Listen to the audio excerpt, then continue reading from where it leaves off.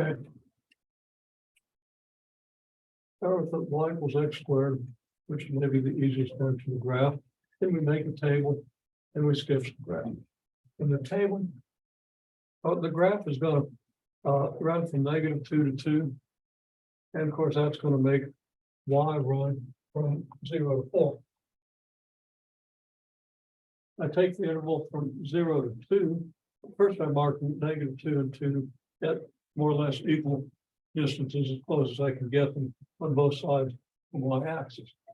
Then I cut the interval from 0 to 2 in half, and I get 1.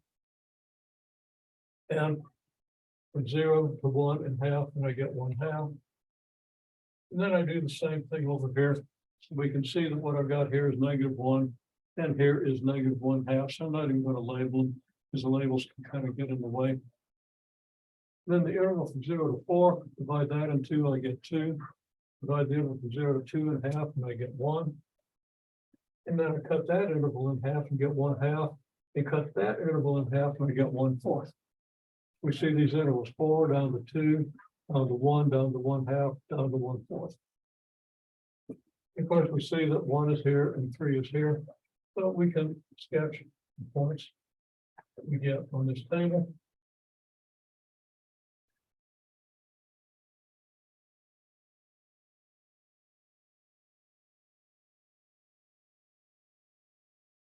And we can sketch a smooth curve through those points. That's our square function. Okay, now we do the same thing with y equals 1 over x. Our table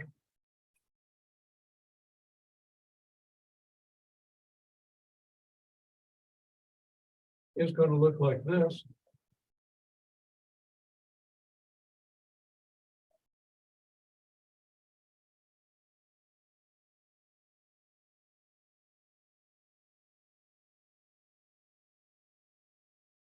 Whoops. I'm gonna write things down automatically. And I'm thinking what I'm going to say next. And it's really bad. Okay, so we got 1/4. Sorry, we got 2 here. What function am I doing? 1/2. Okay. So those values are all easy to calculate. So let me just stop a minute. Let's make sure everybody knows how to calculate all those values. Excuse me. Okay. So just be sure we understand. 1 divided by 1/2. Of course, there's a rule. You divide by 1/2, you multiply by the reciprocal, which gives you 2. Why is it that 1 divided by 1/2 is 2? Well, it's because you got half something, you need 2 halves to make 1. Okay. So it takes 2 halves to make 1. What we mean when we divide one number by another, how many of this number does it take to make that number? And then, of course, we can check this. If 1 divided by 1/2 is 2, then 1/2 times 2 had better equal 1. So we're trying to find the number that we multiply by 1/2 to get 1. For example, if you're dividing 10 by 2, you'd ask, well, 10 divided by 2 takes 5 2s to make 10. Like it takes 2 1/2s to make 1. And then once you get that result, 10 divided by 2 is 5. You check it. Is 2 times 5 give you 10? Yeah. So that's how we want to understand division. And that's important because now what we're going to do is we sketch this graph and then we ask a question about the graph. Okay, so sketch the graph. Now it's understood that this is, well, I'll label it. This is -2 and this is 2. This is 2.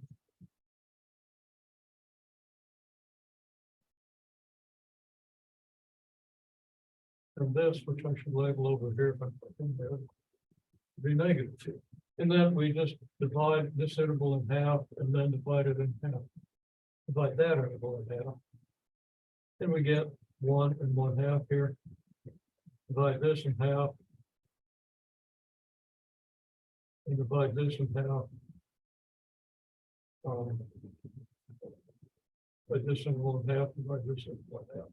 So we understand that we've got 1/2, -1/2, -1, 2, 1/2, 1, 2, not done very well. This should be a little lower, and actually this probably should too. Still, we can kind of see what's going on. So when we do these graphs, and we, in my classes, we do these graphs by hand. Because you just get a more visceral understanding of the graph if you're using your hands rather than a mouse to click points on a graph. If you're doing it with a computer, it's probably the expedient way to do it. A whole lot better trying to draw a nice curve with a mouse. But from by hand, remind ourselves of what we're doing. Okay, so now we plot these points and we get a point here. Point here. Point here. Here, this side. There's some values in there. We get a point here, and a point here. Now we're gonna eventually want to connect these points with a smooth curve, but we're not clear on exactly how to go from here to here. Okay, now the key is, we don't have a point for x equals 0. We say that division by 0 is undefined. The reason division by 0 is undefined is if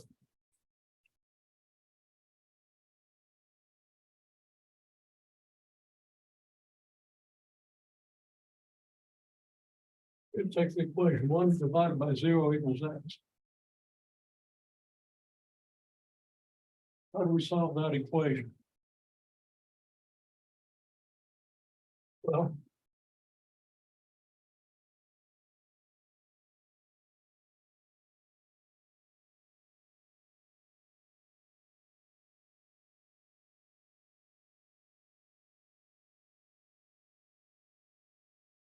means we've got to find a number such as 0 times x equals 1. Now, there is no such number because any number you multiply by 0 is going to be 0.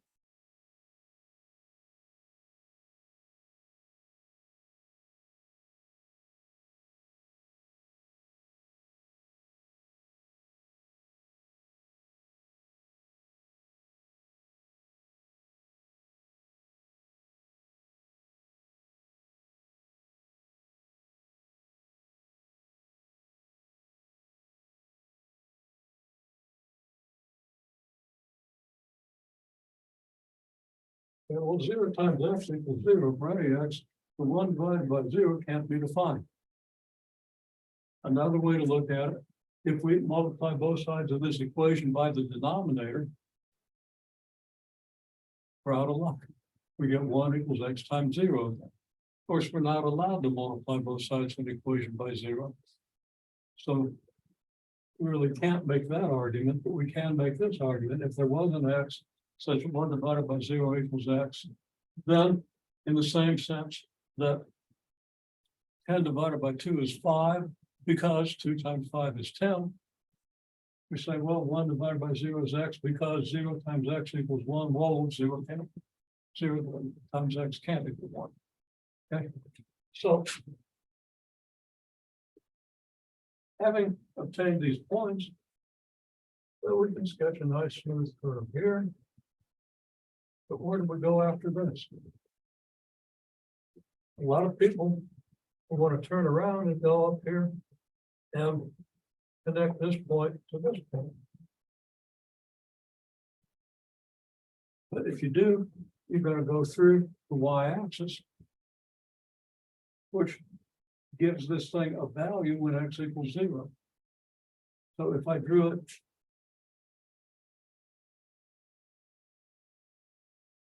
like so,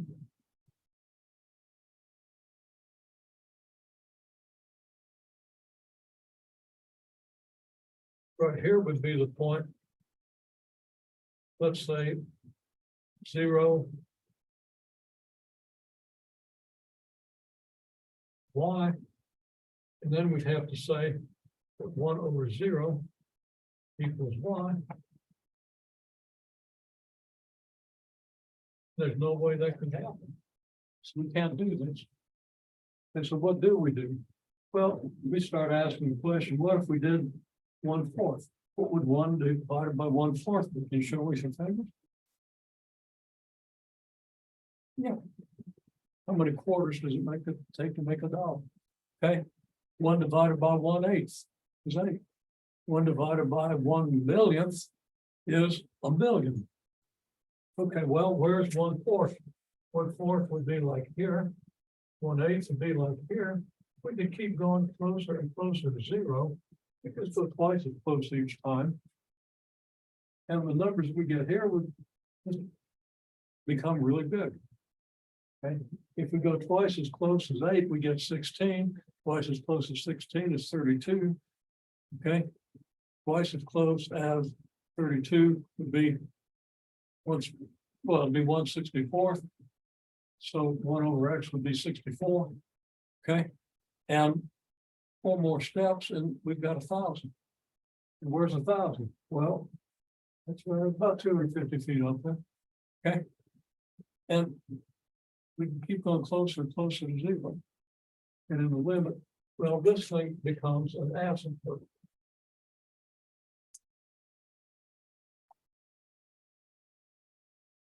Have you heard that word before? Okay. You have an asymptote with the y-axis. Here.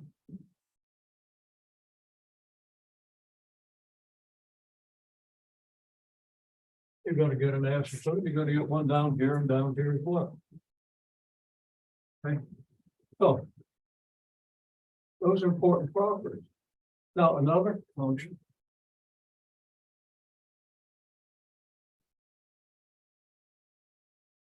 Y equals 2 raised to the x power.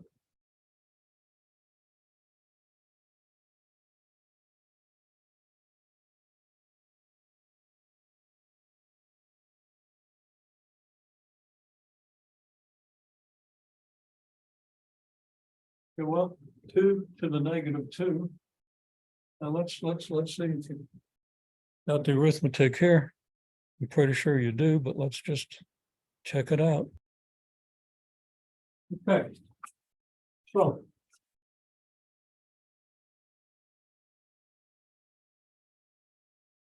Now. 2 to the -1/2. That would be 1/2 to the 1/2. Now, do you know what 2 to the 1/2 is? What do you know what that means? Okay, now I asked you, can you do 2 to the 1/2? And what was 2 to the 1/2 mean? I got the answer. Well, it's a square root of 2. Very good. You know how to calculate the square root of 2? No. Neither do I. Well, yeah, I do. Okay. There's an algorithm that I learned 60 years ago.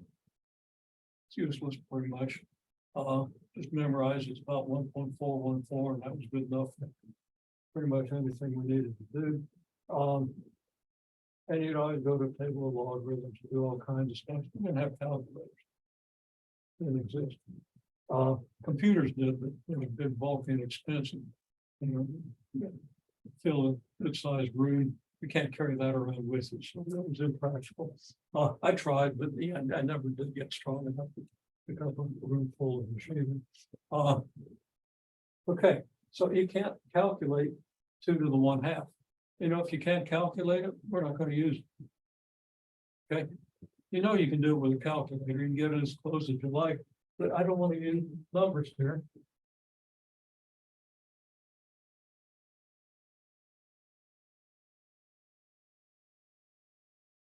Now that's written pretty small. It says you can't calculate it. I'm going to cross it out. I'm going to cross out the lines for 1/2 too. Okay. Now what's 2 to the 0? Can you show me? Yeah. You get 1. And 2 to the 1 is 2, and 2 to the 2nd is 4.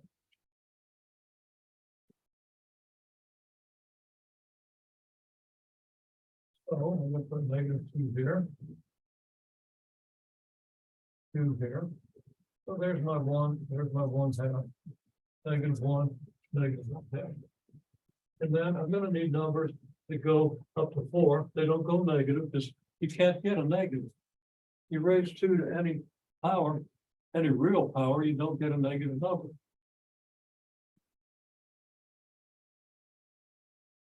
So we're gonna put 4 up here. Come down halfway to 0 here. Halfway to 0 there. And halfway to 0 here. Halfway to 0 here. Okay, so you can think we keep going halfway to 0. We get 2, we get 1, we get 1/2, we get 1/4. We needed to go further, we get 1/8, 1/16, 1/32, and then certainly I'm not going to be able to locate 1/64 with a piece of chalk. But it's explicitly there. So we now graph these points. -2, 1/4, -1, 1/2, 1, 1. I'm sorry, 0, 1, 1, 2, 2, 4, and we can connect these points with a nice smooth curve. Okay. There are 5 primary toolkit functions, and I think we did the, did we do the toolkit function? Yeah. So you've seen more of them, but these 3 give us a good basis for looking at the overall broad picture of pre-calculus. Now, there are details that aren't in this model that we have to work out. But pretty much everything we do in pre-calculus can be based on these 3 functions and a small handful of others. What good are these functions?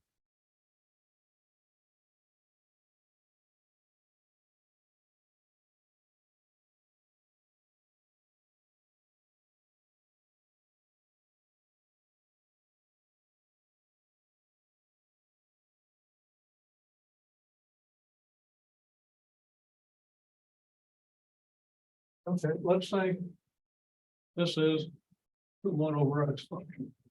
Now, there's a 1/x² function that looks a lot like this, but it's kind of steeper and approaches this asymptote much more quickly and this one much more slowly. So we have that comparison, but that's a finer point. We don't worry about it right now. Okay, we take this curve. In other words, we can sketch a good graph, good sized graph by hand, just by doing the subdividing and so forth. The way I've drawn this, and if you're careful about it, and you're very careful, I think you get a very accurate graph. Okay, it isn't all that accurate, because I didn't construct it carefully. But we can still see that this might have an application. So let's say we want to travel 300 miles. Okay.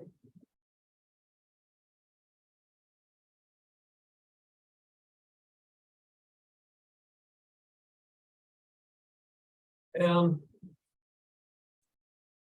I just got done reading a really good short novel, Legends of the Fall. That was a pretty good, pretty successful film back 20 years ago or so. And it's set back in the early part of the 20th century, around 100 years ago. Okay, starts maybe 110 years ago and goes to maybe 50 years ago, or even less. In those days, if you were traveling, this is set out in Montana and Alberta, Canada, mostly, but kind of also most of the rest of the world. You're traveling in that country where there are no roads. If you wanted to travel 300 miles, you'd do it with horses.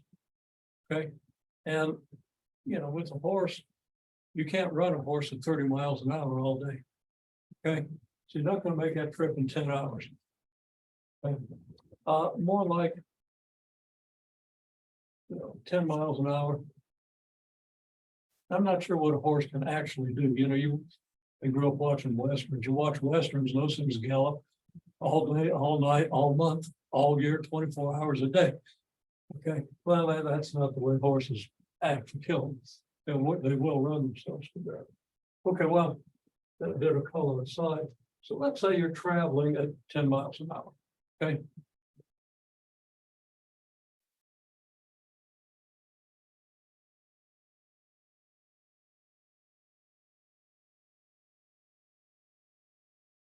It takes 30 hours. And I don't know that you could do that with a horse. Okay. I don't know if the horse would have the stamina to do that. Maybe if they didn't carry a load.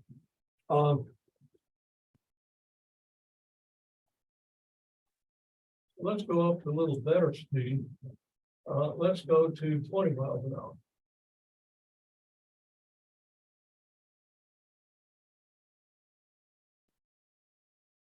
Okay, so let's just pick a point on this graph. And we want to do this for a variety of different speeds.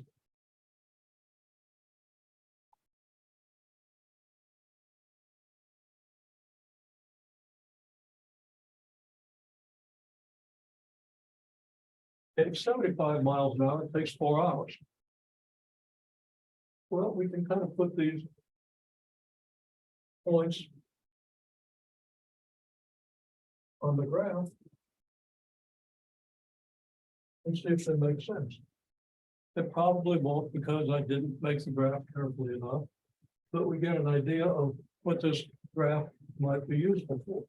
And so let's just say that this point here,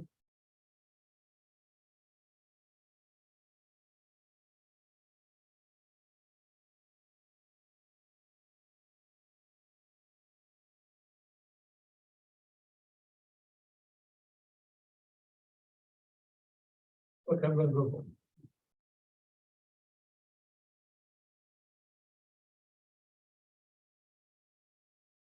Let's just say that point is 75 point.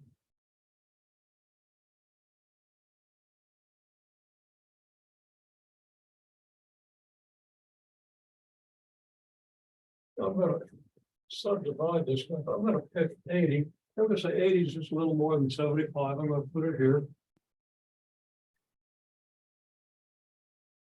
And I'll put 40 here and 60 here. And 20 here. And because we divide 80 in half and I get 40. And I didn't do that very accurately, but the graph isn't that accurate either.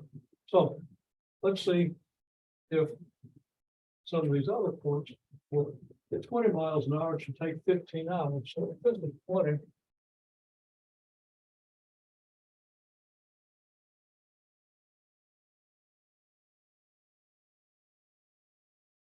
Little question mark, does that work?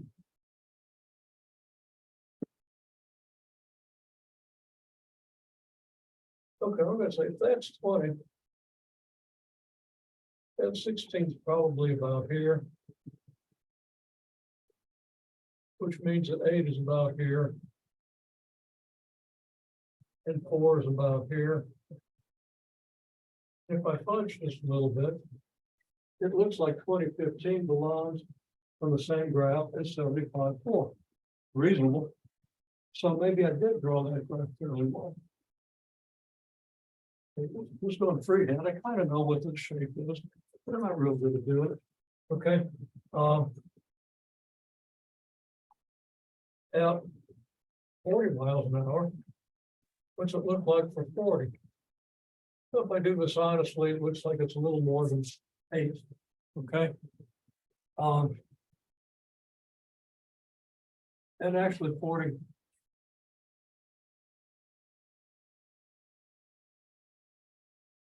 It's 7.5 hours.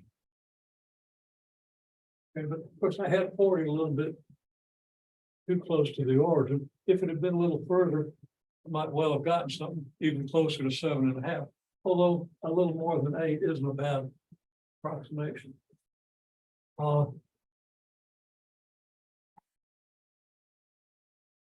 60 miles an hour, it could take 5 hours.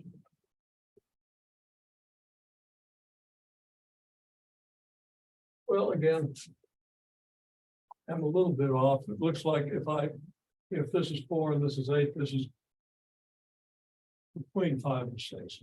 Okay, might actually be closer to 6. At 50 miles an hour, it should be 6 hours. If we bring it over here, okay. Now the whole point is, as you kind of talked about, you saw some graphs and you said, well, that kind of relates to what we're doing in here. Okay. Yeah, you learn a lot about grid graphs.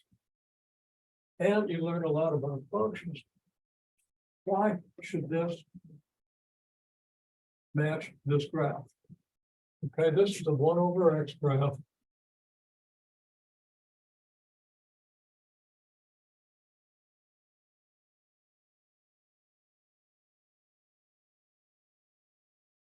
Relabeled for the 300-mile trip. Well,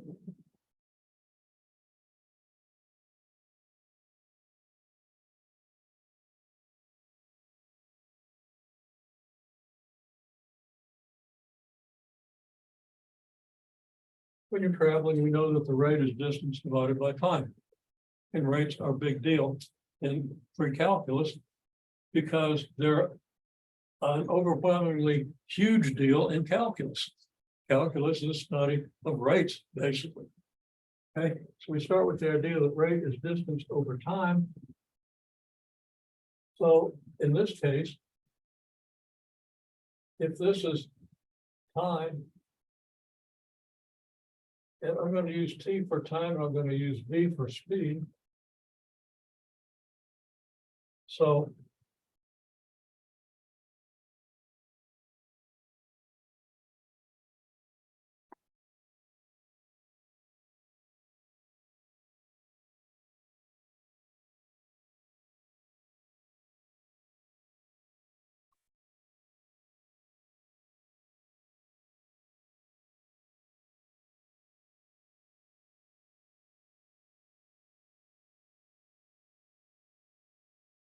I just wrote something down really big here because I don't even think in terms of this formula.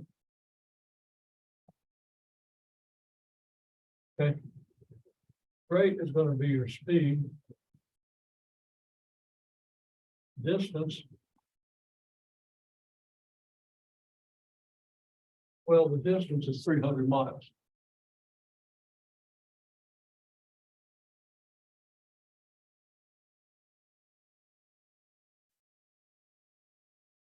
Pressing units, we get speed is 300 over T.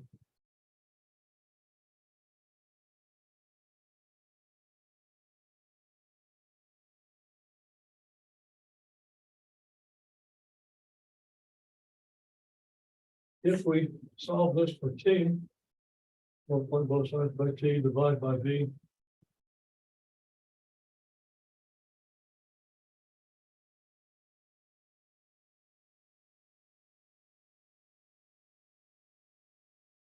We see that the formula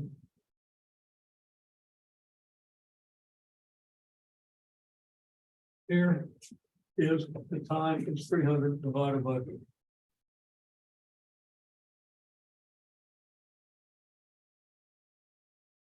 We're used to Y and X. That's like Y equals 300 over X.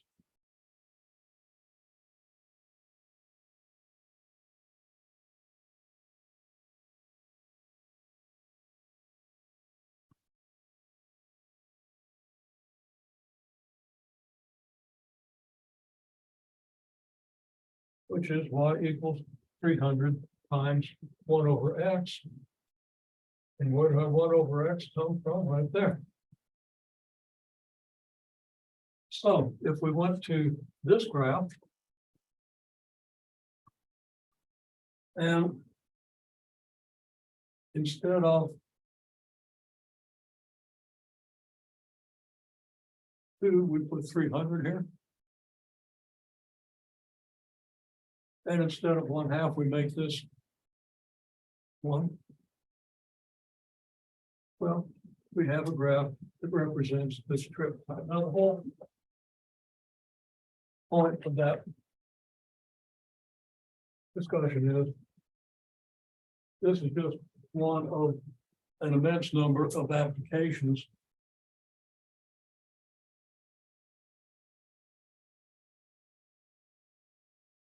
that involve the behavior of this toolkit graph.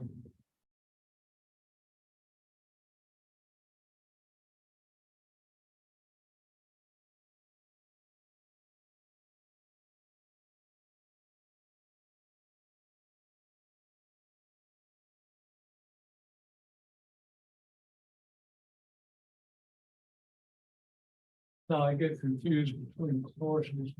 Not sure we did a unit on proportionality, did we? I don't think so. Something we might want to do. It's really easy and really powerful. And it's about time to do this. Okay? Proportionality is like y equals k over x, where k could be any number. Just like here, y equals 300 over x. This is called an inverse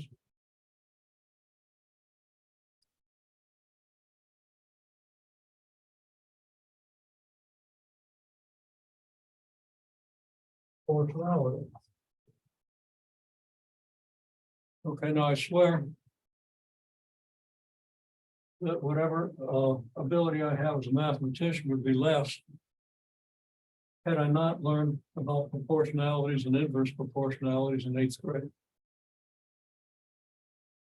Now, yeah, it's not like an old guy saying things are better in the good old days. A lot of things are better now. But the fact that we're not teaching proportionality in the curriculum seriously offends me. And I think the reason we're not teaching it is because it's challenging for too many students. Now, does that mean that we shouldn't be teaching it, or that we should be teaching it to classes with a more select group of students? There are a lot of implications to that decision, but I think we're not getting the engineers and mathematicians we would if we were a little more rigorous in their preparation before they come to college. Some places are, with our national curriculum is. Okay, well, I don't want to go into too much more detail here, except to say that proportionalities and inverse proportionalities are really, really important.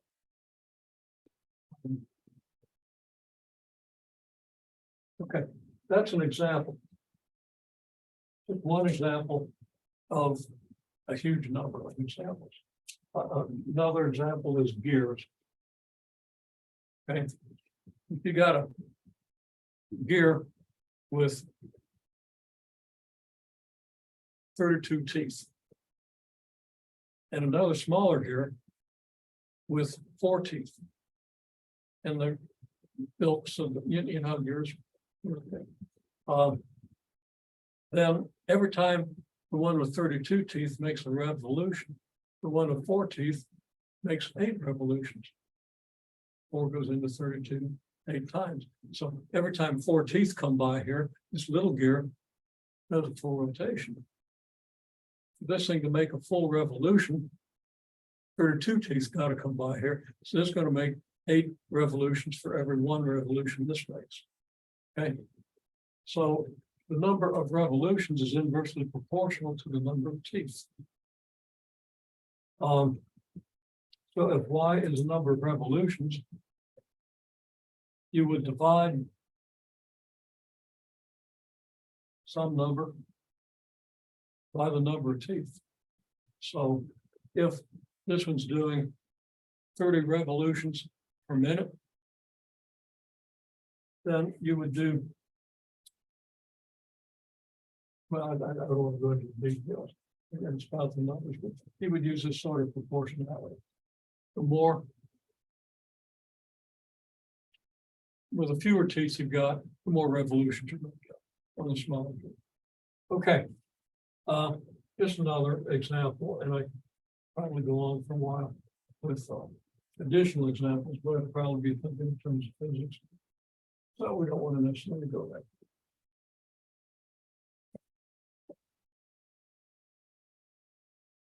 Okay, the exponential. Right. And that's a nice straight x-axis. That's some crooked, I better redraw.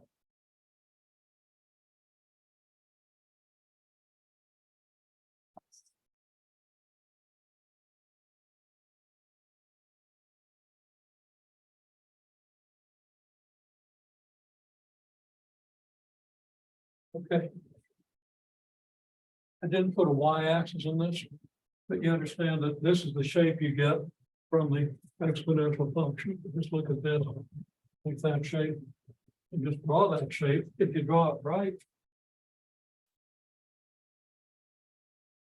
and I probably didn't, because it's very difficult not to draw that right without a lot of practice. And when I just slop one down, I'm not really practicing. There's a way to check it, and I'll actually tell you about that in a minute. But okay, this is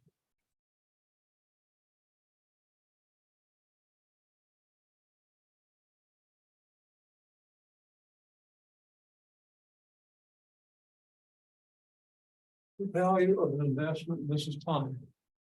You want a biological example? This could be the population.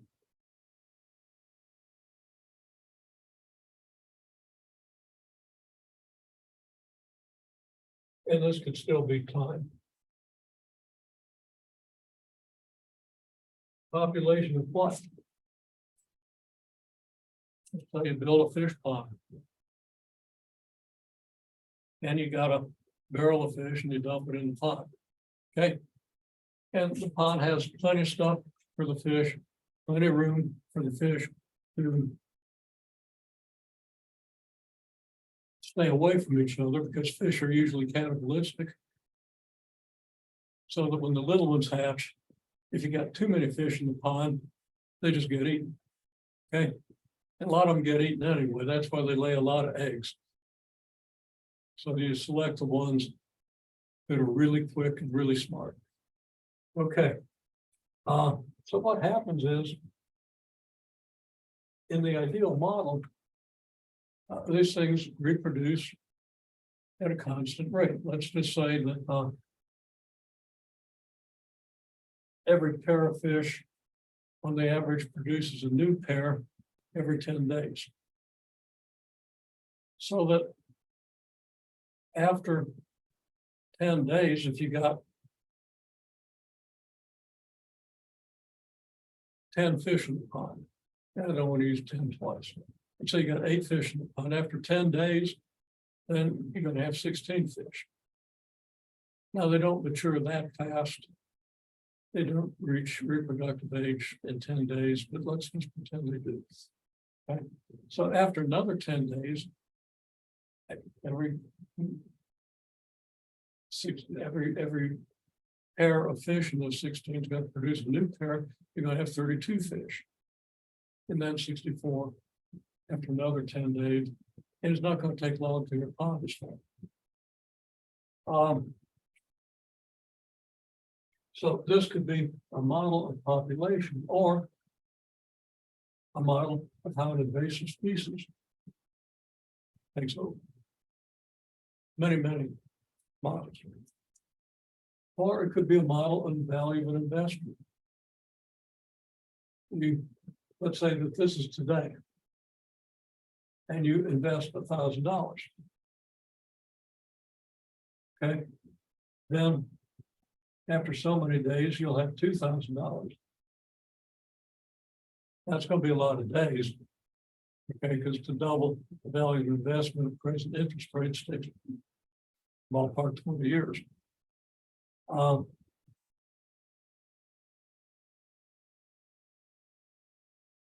So let's say it takes 20 years to double.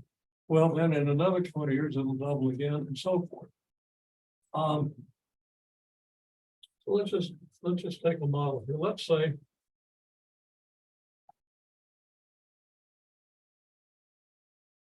you've got at this point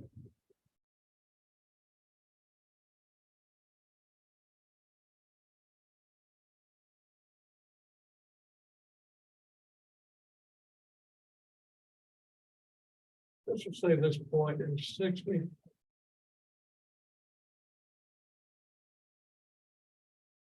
$100.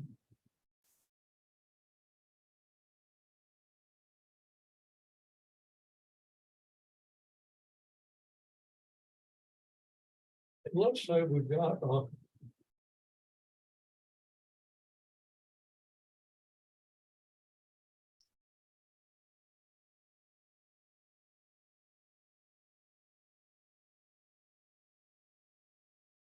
30-year doubling.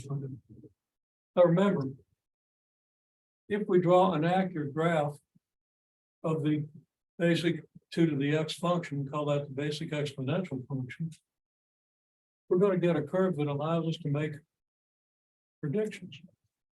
Okay, so let's say we have a 30-year doubling time and we have, let's say it's a population model because I'm in blue here, population blue. We have a population of 100. Now, what is that? Maybe we're colonizing a new planet.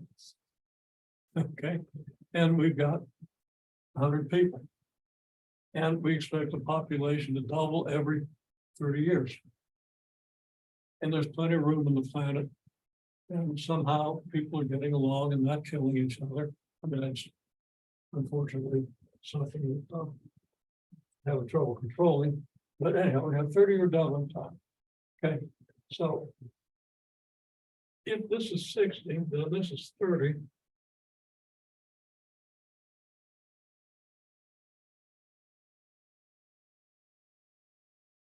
So we've got 30 years here.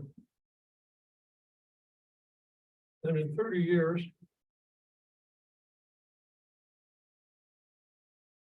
the population doubles. Does it look like the population maybe doubled?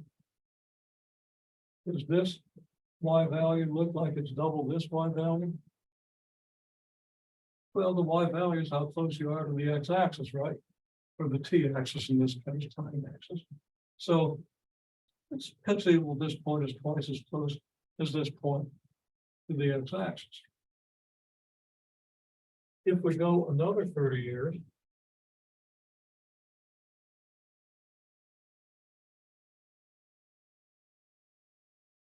did we go twice as far again?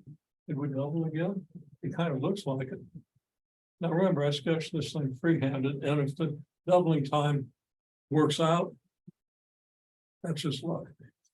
Okay, it looks like it's kind of working out. So after another 30 years,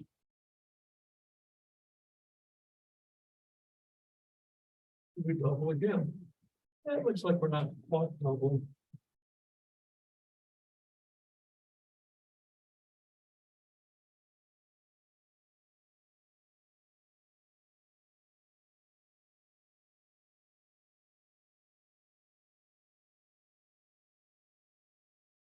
We'll get out to here.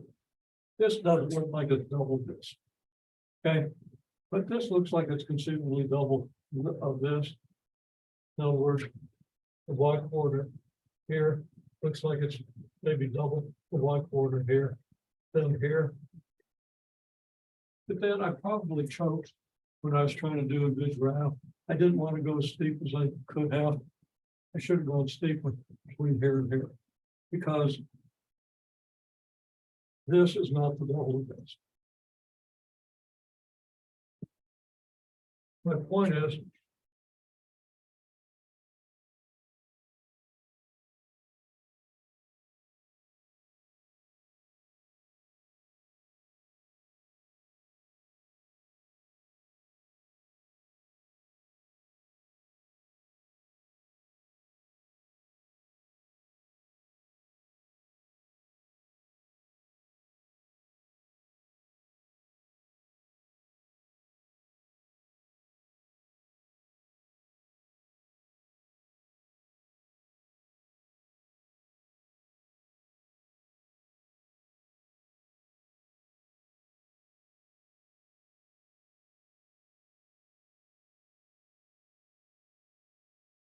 population growth, investment growth.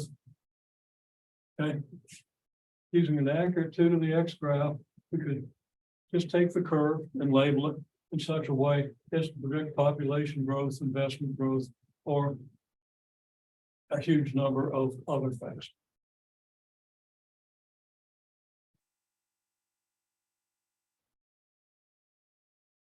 And of course, an investment growth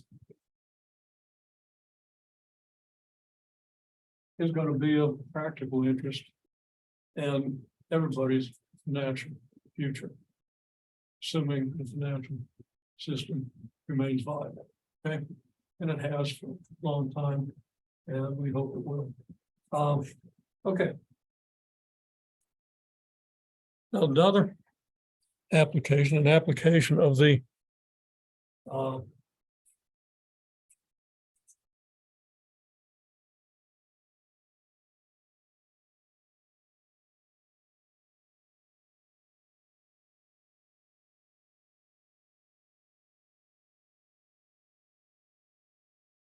x squared graph.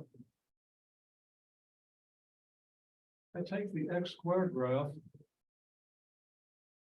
and turn it upside down.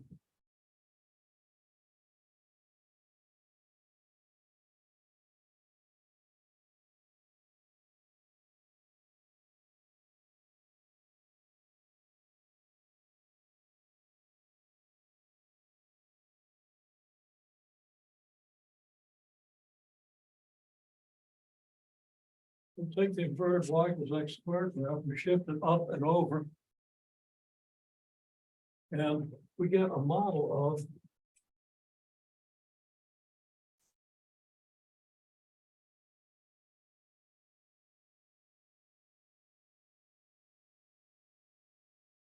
X being selling price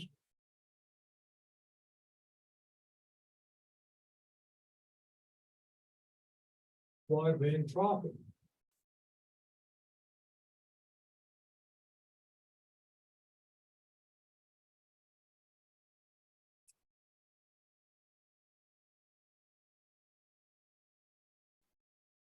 This could be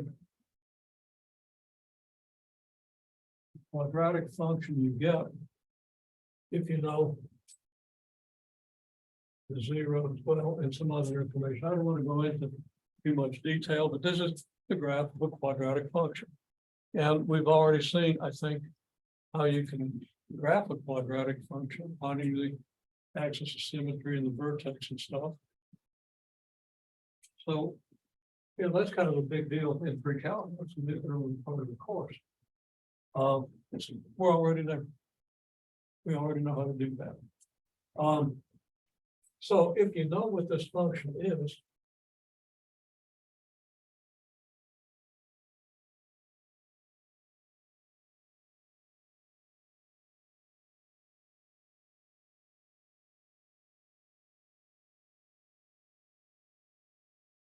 we can determine the vertex. So what's the vertex tell us? Well, the vertex tells us the profit, but it's the maximum profit.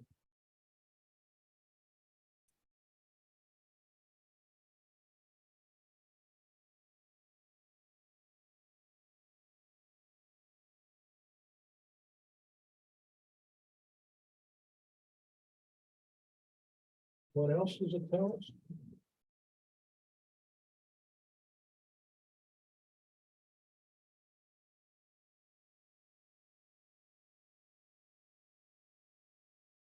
Tells us the selling price.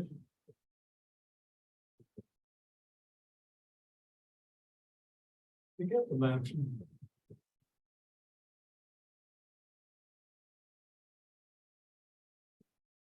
Now, this is a somewhat simplified model, but in a business, especially in a moderate to large corporation that's selling something, they use models to determine what the best price is to sell their material, to sell their commodity, whatever they're selling. And this is a somewhat simplified model, but it's not a bad model to start with. Okay, now where does this model come from?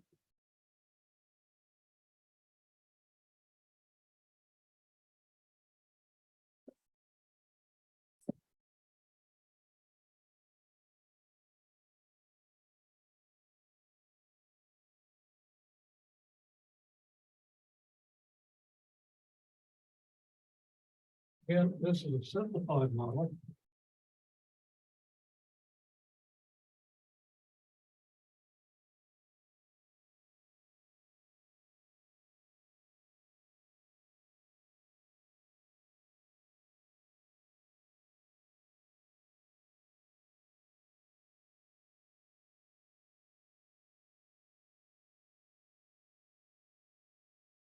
Got selling price here and how many are going to be sold here.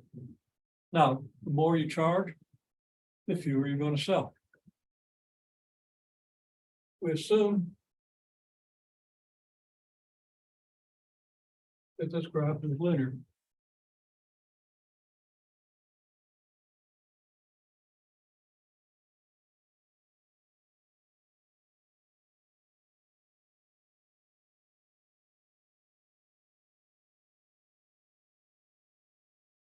We assume this is a linear function.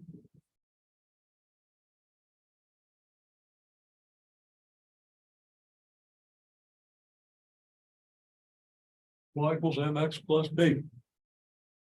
I go into more detail. Now, really, it's probably not going to be linear. Especially, there's probably going to be an asymptote. If this is the desirable thing you're selling, probably going to be an asymptote here, because when you get to the point where you're almost giving it away, a lot of people are going to want it. Maybe if you're just giving it away, not that many people are going to be interested because they think it's a piece of junk. Well, it gets more complicated. So it's probably not going to be a linear function from zero selling price on up. Now, there's some selling price at which nobody's going to buy it, and that's reasonable. But whether this is linear or not, you start with the idea that it's linear so you can kind of understand how these models go together. Okay, well,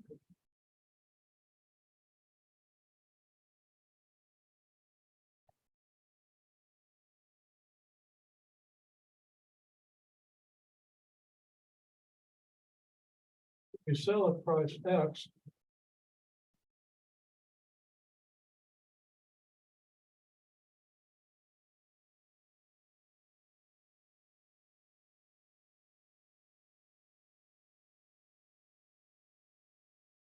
Well, what's your revenue? So your revenue is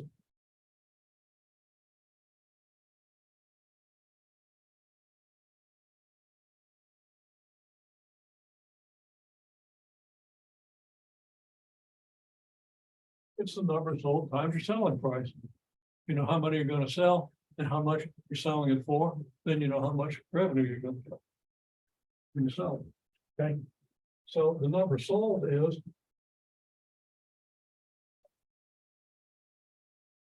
mx plus b, and the selling price is x.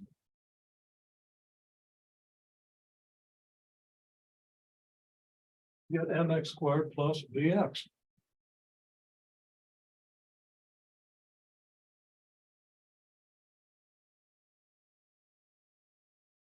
Okay, now there's a little more to the model because you're interested in the revenue, but you're mainly interested in the profit. So if you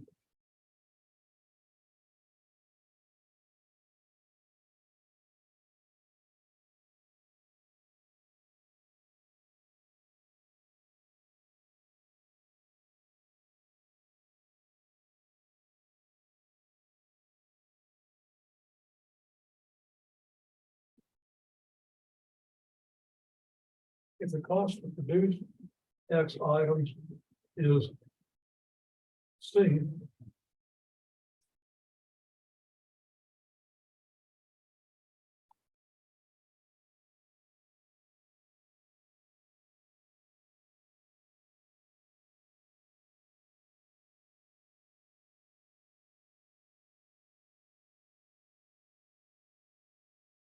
Is the cost to produce, but then your profit is your revenue minus the cost of producing. Well,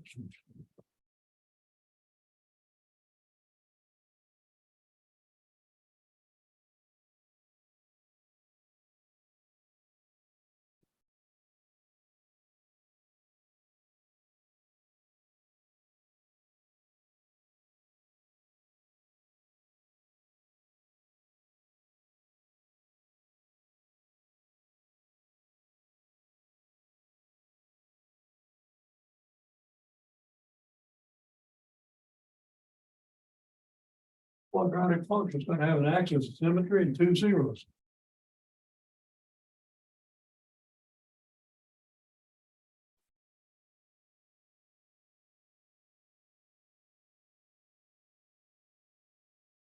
There's your vertex. Here's the price at which you want to sell them. And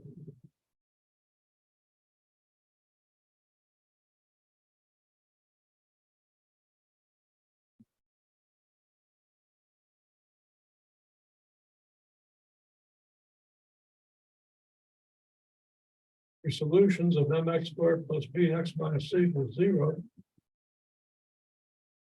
which you get from the quadratic formula right here.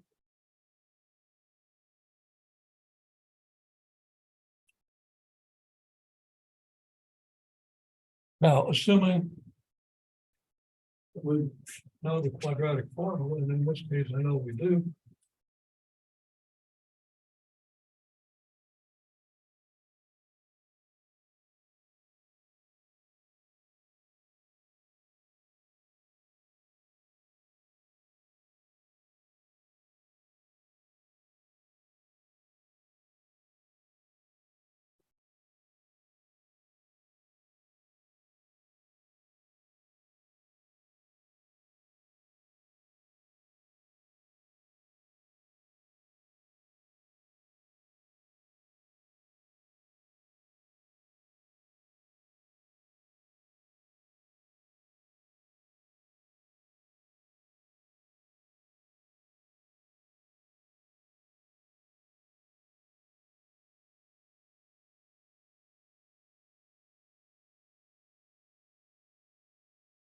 This is almost a literal interpretation of quadratic formula, except we got a minus c here. So you're minus 4ac. Well, instead of a, we've got m. Instead of c, we've got minus c. And if you plug that into the quadratic formula, it's easy to get this.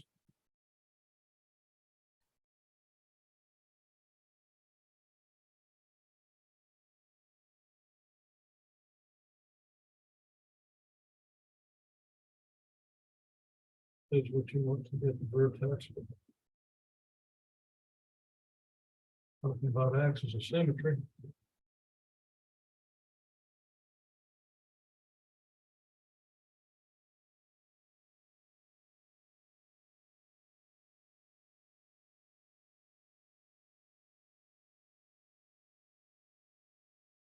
In this case, it's x equals negative b over 2m.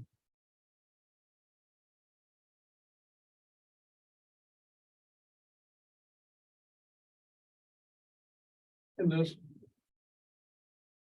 tells us how we want to price our widget or whatever it is we're selling. Okay. There's a lot more to it. I don't want to go through all the details of it. I want to give you a picture how these graphs and some of the skills that we've gained in this course are going to work strongly to your advantage when you take the calculus.